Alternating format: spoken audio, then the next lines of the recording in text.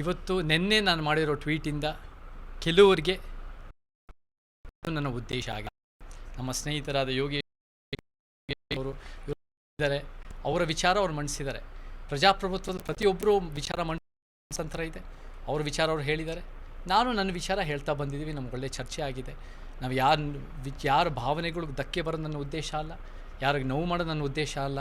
Doctor Rajkumar ಸಂಘದವ್ರಿಗೆ ಸೇರಿದಷ್ಟೇ ಅಲ್ಲ, ಯಾರು ಅವರ ಕಲೆನ ಅಭಿಮಾನಿಗಳಿರ್ತಾರೋ, ಯಾರು ಒಂದು ಸಿನಿಮಾ ರಂಗದ ಅವ್ರ ಕೊಡುಗೆಯಲ್ಲಿ ಇಷ್ಟಪಡ್ತಾರೋ, ಅದೆಲ್ಲ ಇಡೀ ಕರ್ನಾಟಕ ನಮ್ಮೆಲ್ರಿಗೂ ಸೇರಿದ್ದು.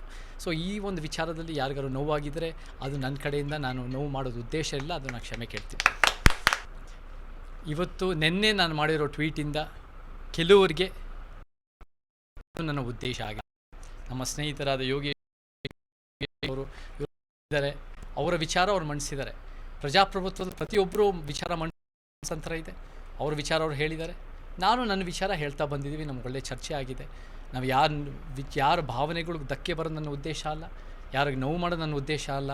ಡಾಕ್ಟರ್ ರಾಜ್ಕುಮಾರ್ ಸಂಘದವ್ರಿಗೆ ಸೇರಿದಷ್ಟೇ ಅಲ್ಲ, ಯಾರು ಅವರ ಕಲೆನ ಅಭಿಮಾನಿಗಳಿರ್ತಾರೋ, ಯಾರು ಒಂದು ಸಿನಿಮಾ ರಂಗದ ಅವ್ರ ಕೊಡುಗೆಯಲ್ಲಿ ಇಷ್ಟಪಡ್ತಾರೋ, ಅದೆಲ್ಲ ಇಡೀ ಕರ್ನಾಟಕ ನಮ್ಮೆಲ್ರಿಗೂ ಸೇರಿದ್ದು.